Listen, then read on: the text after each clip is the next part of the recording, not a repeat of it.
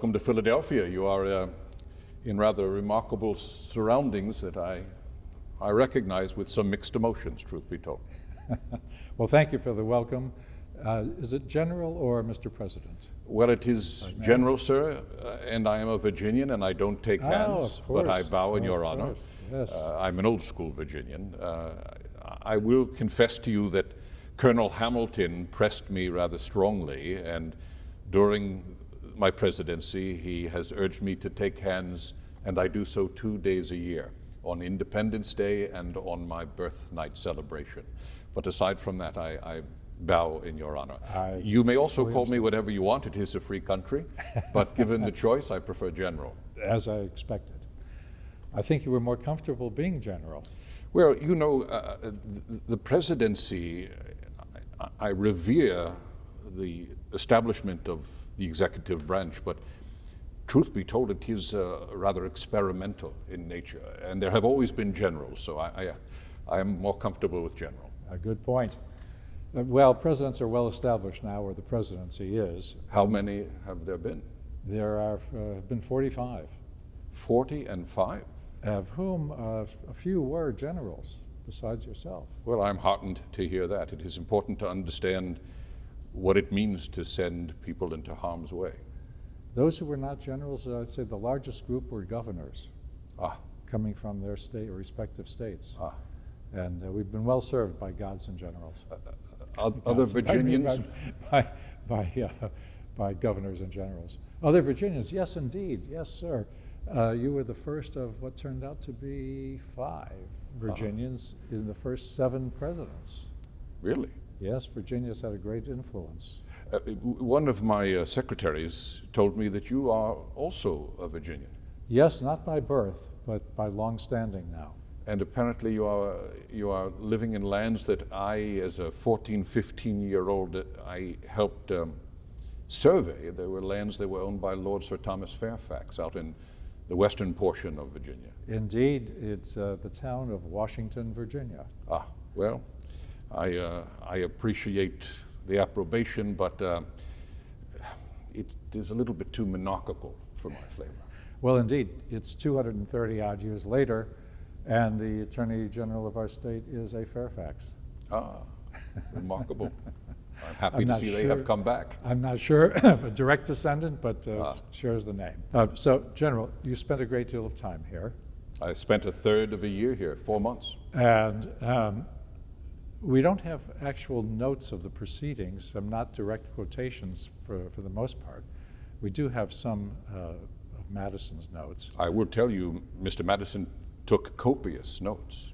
And they've been published and are accessible. They were not published for a long time, I think 50 years. But tell me, did you speak often?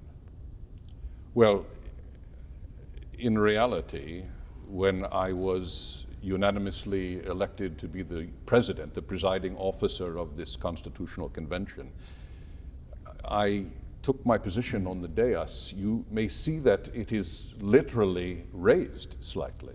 Yes, it is. And as such, when one takes that position, one also assumes the role of an honest broker in the process, concerned with the process, certainly the content, but also the process. And so I did not speak very often because I felt it would be inappropriate to sway an argument one way or another.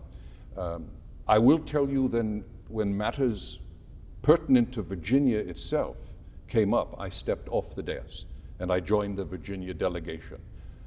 There was another gentleman that took over as the presiding officer for that short period of time. But then I resumed my role. I, of course, spoke in the beginning, and I welcomed everyone. I told them that secrecy was absolutely critical. And why was it critical? It was critical so that the newspaper men would not have early advice with regard to what we were speaking about and publish this discussion, because the discussion was a discussion in motion. Things could change during the process, but once it is printed in their newspapers, the public might be subjected to premature speculation and concern. And so everything had to be secret. And then I pretty much sat back without speaking. I will own to the fact that there was one moment in which one of the delegates, Mr. Jerry from Massachusetts Bay, he suggested that there be a resolution in the Constitution that the United States Army, many people always fearful of a standing army, should never be more than 5,000 soldiers, if I recall correctly. I was heard saying, do you know sotto voce?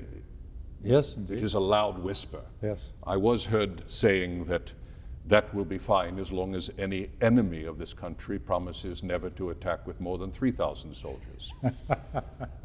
I spoke one more time to chastise people for the secrecy issue, and then I spoke at the end to thank everyone and to release them from the process. Well, first on the matter of the soldiers, how many soldiers were under your command during the Revolutionary War? It changed all throughout the war. There were times where I had as many as 25,000 of people enlisted, and that was shortly after France came into a treaty of alliance with us and a secret military treaty with us. But there were also times when we were down to numbers nigh on 3,000. More typically, for example, when we marched into the Valley of the Forge in mid-December of 1777, I marched 12,000 soldiers into that valley, and almost half of them were unfit for duty or their enlistments were about to expire. And then you had a very severe winter, as I understand. We had a very difficult winter at the Valley of the Forge, but it was not the weather that was the enemy. We had far worse winters, Morristown, for example. The weather was not the enemy, deprivation was not the enemy. That followed us everywhere throughout the war. The British, warm and comfortable here in Philadelphia City, they were not the enemy. Disease was not the enemy. The enemy, that winter of 1777 and 78, was the Congress, because the Congress was putting everything into committee. They had countless committees when we marched in. They had doubled the number of countless committees when we marched out 6 months later. They could not make a decision. It was not completely their fault. They were responsible for everything, but they had the power to do nothing because we were still being governed under the Articles of Confederation, which was a almost useless document. So they could not raise a tax to support you? They could not raise a tax to support us. They could not negotiate treaties. There were many, many limitations, and they were substantial. There was talk by myself and some of our officers at that time, and I'm sure this will bear no resemblance in your day and time, but we sometimes referred to them as a do-nothing Congress. A phrase that resonates right through to the present. It does. It does indeed, with the metaphor of gridlock. I am very, very sorry to hear that. Well, it has its advantages, but it's not viable in the long run. Quite right. When you were presiding, did people then have to seek your recognition to speak? Well, there was a protocol, but by and large it would have become far too unwieldy for me to recognize every individual. When things would grow to a heated discussion, then I would, of course, set in to control the process. I will tell you that I was amused to learn from Colonel Hamilton that he felt that though I spoke very rarely, he said that every man-jack in this room kept an eye on my jawline, and depending on whether my jawline was stiff or relaxed, they knew how I felt about a given subject. And if truth be told, I did speak with regularity after hours at the various taverns and over dinners and suppers and such. And I did convey my feelings on many things. Let me ask you about Hamilton. He had served you in the Revolutionary War, personally served you. Yes. And was a delegate here. Yes. And is quoted as having said that he thought the British model of government was the best that had ever been created. That is correct. In fact, that was one of the plans. It was referred to informally as the Hamilton Plan, that was considered very briefly and immediately set aside. So was that something that divided you? It did, and it did not receive much in the way of support. It was actually for a monarchy, was it not? Well, it was for the British form of government. He felt that it was the longest lived form of government and it was a successful model, and he argued for it, but to no avail. So when Mr. Madison produced his plan, The Virginia Plan. the Virginia plan, Yes. was that broadly and quickly accepted? It was not broadly and quickly accepted. It was debated greatly, and particularly it raised concern among some of the smaller states. New Jersey, for example, Massachusetts, Connecticut, and so forth. And it was given very serious consideration, but it was not ultimately accepted. There was actually a small state plan, if you would call it that, or the New Jersey plan, or the Paterson plan, depending on who you were speaking to. And that came up with a variation. And ultimately, well, let me step back for just a moment. We came together in this city, and it was a very, very miserable time. It was a rainy spring. There was an outbreak of black flies. The conditions alone were enough to make tempers flare. But yet we came together in a fairly reasonable manner, and it looked as though things would be moving forward with rather great success early on. And then by June, things began to fall apart, and that is when some of these various plans were floated, if you would. The Hamilton plan, the Virginia plan, the New Jersey plan, and things became very acrimonious. It was not until Mr. Roger Sherman suggested what we called the Great Compromise. And he borrowed from the small states plan, and he borrowed from the large states plan, and he wed them together in something that, while not everyone was happy, everyone could live with. And that is the essence of the story of the formation of this country, both at its beginning and in this room when we constrained ourselves under this Constitution.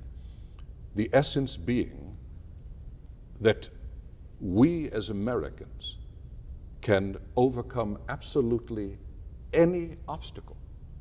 We can, if you will, defeat any adversary, as long as we ultimately set aside faction and set aside division.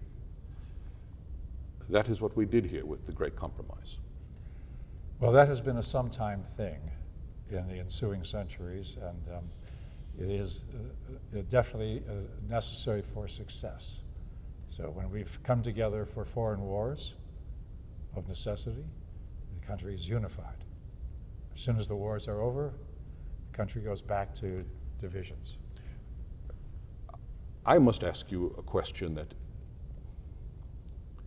is bothering me greatly, because you spoke of 45 chief executives, chief magistrates, presidents. Yes, indeed, and so many of them with 2 terms and one with 4 terms. Well, there is no constitutional requirement that there's a limitation. That has been changed, sir. Oh. There is now a 2-term limit. Oh. 2 4-year terms. Well, that is part of an amendment process.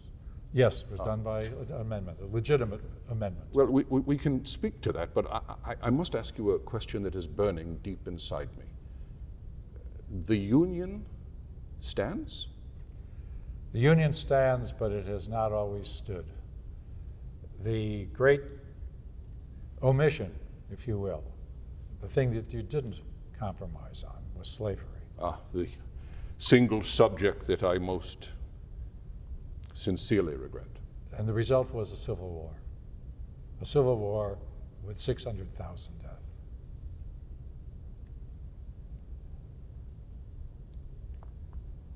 It was a catastrophe. You know, I have a strong bias for action. My personal credo is deeds, not words. And I also believe that an imperfect something is better than a perfect nothing. And I say by way of explanation, not by way of excuse, that our decision to shelve the issue of slavery was made because, quite simply, if we had continued to press the subject, Georgia, South Carolina, North Carolina, indeed my beloved Virginia, would have gotten up from their chairs, the delegates. The Constitution would not have come together. And so, with great discussion and thought, we did shelve the issue for 20 years. It seems like, from what you are suggesting, that we created, in essence, a cancer that grew. Well, in fairness, I will point out that slavery was becoming uneconomical in the South. It's a bad economic model. I came to realize that. And it was only because of a subsequent invention by a man from Connecticut of a way of picking the cotton more efficiently that the institution was revived and survived as long as it did into the 1860s. But let me ask you, you say, had we pressed the issue, but were you pressing the issue, sir? You were a substantial owner of slaves. This is correct. And of course, I, like every individual in this room, have their own story. I have my own arc of thinking, if you will, and my own change of thought. You know, it was Mr. Jefferson that said that a man of 50 cannot wear the same clothing as a boy of 15. We change. That said, I did not, as I indicated to you earlier, speak much on the subject other than my primary concern. At the deepest root, my greatest drive was to come together in union. And as I mentioned just a moment ago, had we pressed the subject, that would not have happened. You know, this may not be understood widely, but what we signed here on September 17th, 1787 was completely provisional. The entire thing could have devolved when we released it to the various states for ratification. If the ratification had not followed, if it did not become the law of the land, we would have become 13 individual countries again. For that is what we were a decade or more earlier when we met at that first Continental Congress in the Carpenters Guild Hall. I was a Virginia delegate. My country was Virginia. Mm-hmm. We were meeting in the country of Pennsylvania. We had 13 different economies, we had 13 different currencies, we had 13 different armies at the time of the first Congress. Connecticut was at war with Pennsylvania and Virginia. 9 of the colonies had standing navies. We had different customs, different countries, different customs. I remember walking into the Carpenters Guild Hall, and a gentleman of rather diminutive stature comes at me with his hand out, and he says, "Colonel Washington, my name is John Adams from Massachusetts Bay." I look at his hand and I took a step back. I'm a Virginian, we don't take hands.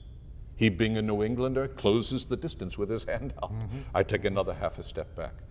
It's a miracle that we even came together. And it all, in this room, had that subject been pressed, could have likely devolved. When those colonies came together first for the First Continental Congress, these separate nations, if you will. By the by, we did not call it the First Continental Congress. We didn't know there was going to be a second one. Yes, of course. We called it the Philadelphia Congress. What came out of that were the Articles of Confederation. Correct. When you came back to do what ultimately became the writing of the Constitution, your charter, as I recall, was merely to amend and fix the problems with the Articles of Confederation.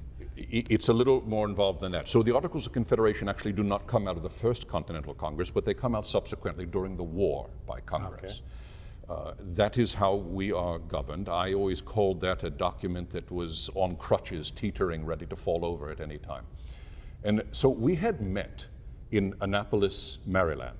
a year before this constitutional convention occurred here. And only 5 of the states attended. And we met so that we could iron out matters of commerce betwixt the various states. There was all kinds of tariffs, and it was very problematic. We did not have a unified currency, and it was Colonel Hamilton who suggested we need to meet. Philadelphia would be a good place to do so 1 year from now, with all of the states in attendance.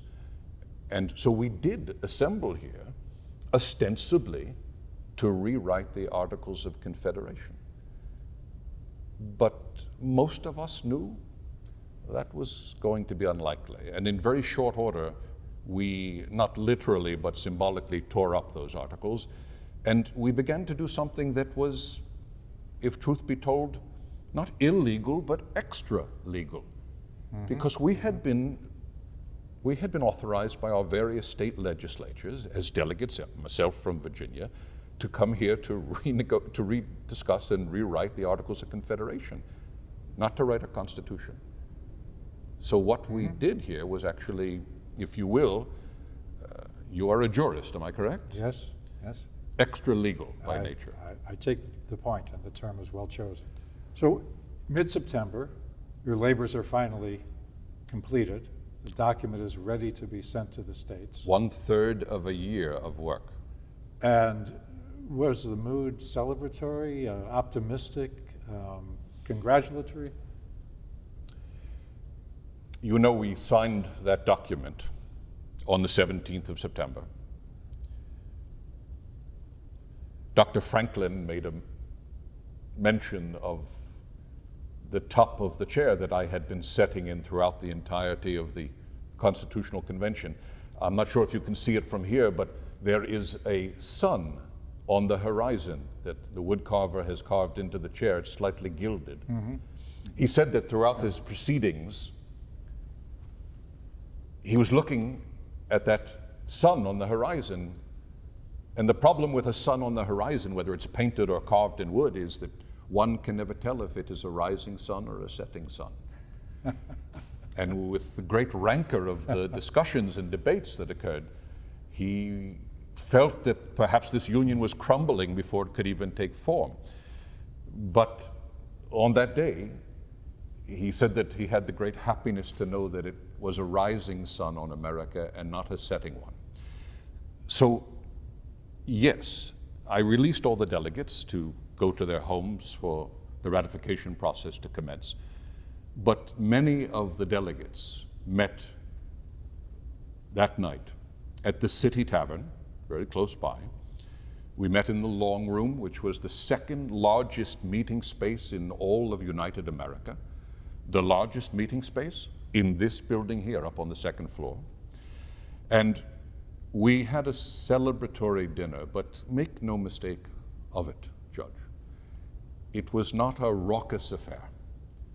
It was an affair in which we realized a sense of awe in what had been accomplished, and there was also a great deal of fatigue, truth be told. That said, there were many toasts, Madeira wine. We had a hearty meal, and then we bid each other fare thee well as we then returned to our various homes. Your countryman, George Mason, did not sign after all of this labor and these proceedings because he wanted to have a Bill of Rights in the Constitution. He felt that it should be there from the very beginning. And was that a great disappointment? Well, it was a disappointment, both personally and, of course, with the idea of having his signature and a unanimous support of the Constitution. Sadly, it weighed on our friendship, ultimately. But I could understand his thinking. It was just, again, going back to what I said earlier, an imperfect something was better than a perfect nothing. And I gave him assurances, others gave him assurances that a Bill of Rights would be among the very first things that the new Congress would take up. But he still felt that it was not appropriate. I want to ask you a question only because Surely. I do enjoy wine. Are there great celebrations in your day and time when the Congress comes together and accomplishes what they need to accomplish? Do both houses of a bicameral house come together in celebration? Well, I first should point out that each house is divided, just as you had feared perhaps, certainly not hoped, into parties, into factions. This is the great bane. I warned about it in my farewell address. Yes, and it did not take long for parties to coalesce and to create coalitions that span the states and that are quite rigid in that very rarely does a member of one party leave to join a different one. And so it is likely very difficult for members of one political party to celebrate with members of another political party. In public, it's no longer the custom. In recent years, in particular, there have been times when it was done more in private, not as a public matter, or not as something that's even publicized. But and friendships form, and they form even across party lines, but less and less so in recent decades. This is a cause of great upset to me. I had written that political party does little to benefit the country, but raise the interest of party above the interest of the nation, and sometimes the self-interest of a small number of unscrupulous individuals, and that is of great concern. And the other concern is that we do not come together in union, then what did we really accomplish here? The people do put party before country, except when the country is threatened. And then typically, if there's an external threat, if there's a possibility of war, or there is indeed a war, it's fought uniformly. And it has often been said that political differences stop at the water's edge. If I may ask another question, I apologize. I welcome it. There is so much to ask. You know, when I assumed the role of the chief magistrate, the president, I was seen at times by some as being stoic, aloof, if you will. The newspapermen would criticize Mrs. Washington and myself. Of course, understanding our times, we embarked upon this experiment at a time when the entire rest of the world, every nation on earth, was under the control of men and women of absolute power. Kings, queens, lords, ladies, sheiks, viziers, caliphs, potentates, maharajas, mikados, emperors, even a tsarina. I ran out of fingers. Our demeanor was such that I felt it was important to provide an example of the national character of the American citizen in a world where the rest of the world was nobility and royalty. Things change. I am very curious with regard to the national character of America in your time and day, and I don't suppose that is a particularly easy question for you to distill for me an answer, but I request it anyway. Well, it's not easy, but I will attempt it. Please. In the centuries that followed, immigration continued apace. The country grew to the extent now of 330 million. There's nothing different there, with the exception of the Aboriginals, the Indians. Everyone who came to these shores was an immigrant. Washington's no different. Exactly, and so everyone here is the descendant of an immigrant. And forging a national character out of such diverse ingredients might seem a great challenge. But I think it actually happened over the first century, perhaps, after the Revolution, putting aside the division over slavery and the Civil War, and the right of a state to secede, which was the legal question surrounding slave states.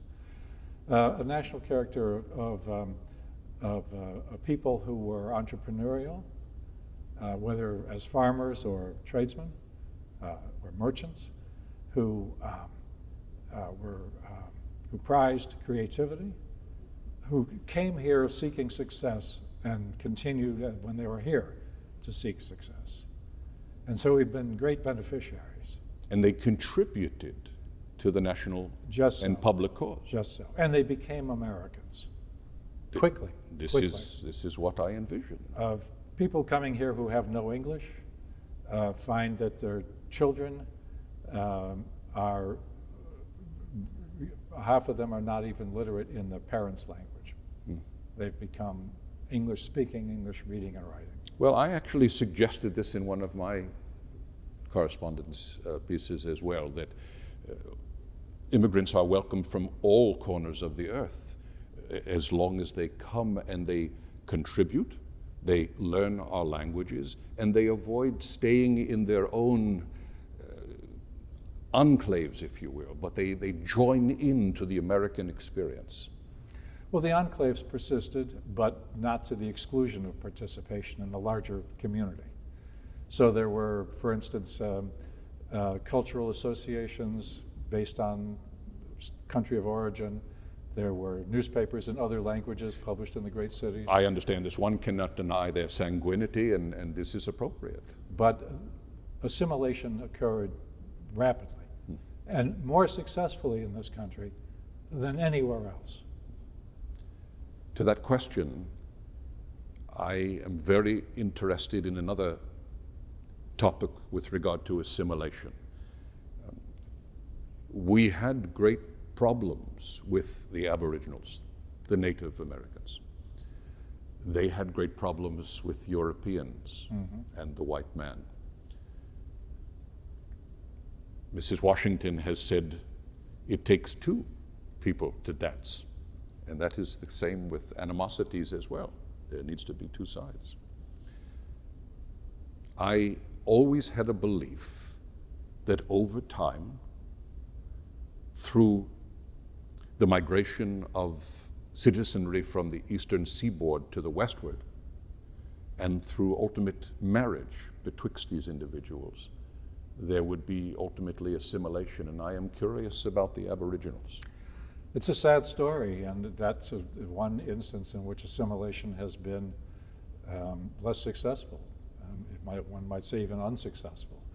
As the country expanded and the population grew, moved west, new states admitted to the Union. How many are there? There are now 50, and I think that's the limit of our growth.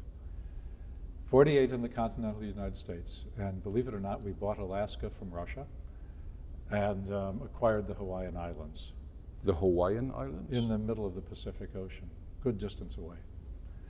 But the Native Americans were forced further and further west, and I mean forced, and often confined in reservations, large but nonetheless limited spaces, and have not fared well and have not been treated well. It remained as if oil and water. The assimilation did not occur. It did not occur to anything like the extent that it has with immigrants from abroad. Ironic, since they were here before any of us. Correct. By the way, on the question of the national character and assimilation, when people come to this country, they take an oath to the Constitution. I am heartened to hear that. To become citizens, not to the government of the day, but to the Constitution. I am greatly heartened to hear that. You know, the document that was signed here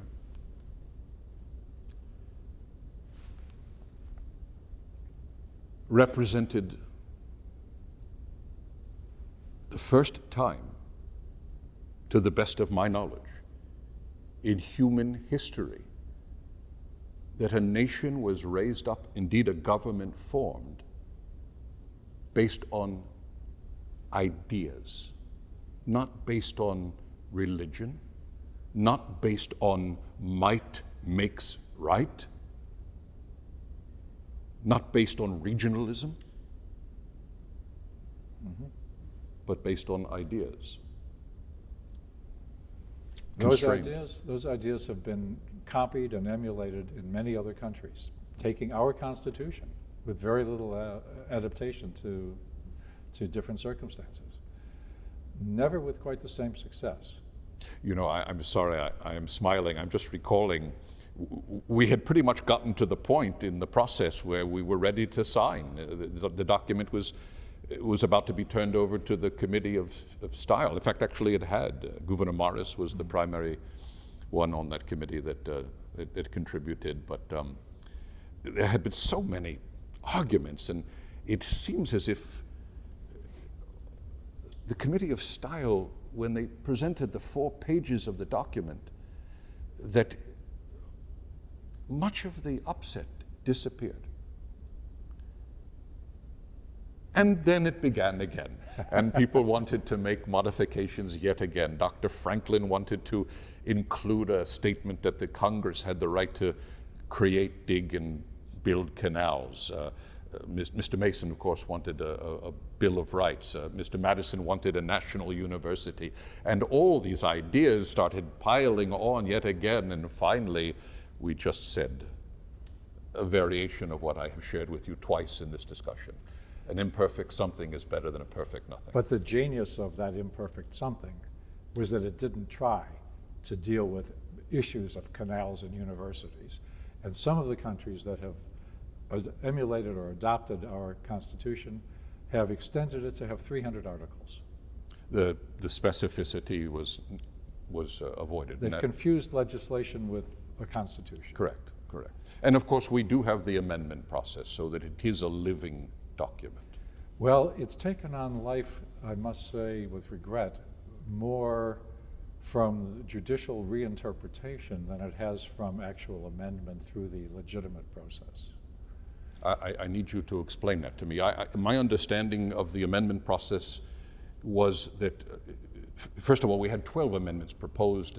Some of them were lost, actually more than that initially, but we had 10 amendments that were the Bill of Rights. There are how many now? There are an additional 17, so that's 27, and there's one that may be ratified any day now.